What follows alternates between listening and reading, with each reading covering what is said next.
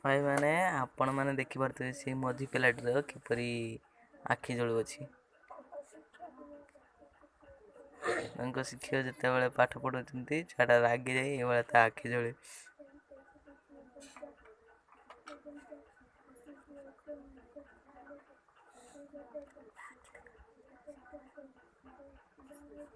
Side ପିଲାଟାର ଆଖି ବି ପାଠ ଫାଠ କିଛି କରୁନାହିଁ, ବସିକି ଖାଲି କେତେବେଳେ ଟିକେ ରାଗିକି ତା ଆଖି ବି ଜଳେଇ ପାରୁଛି।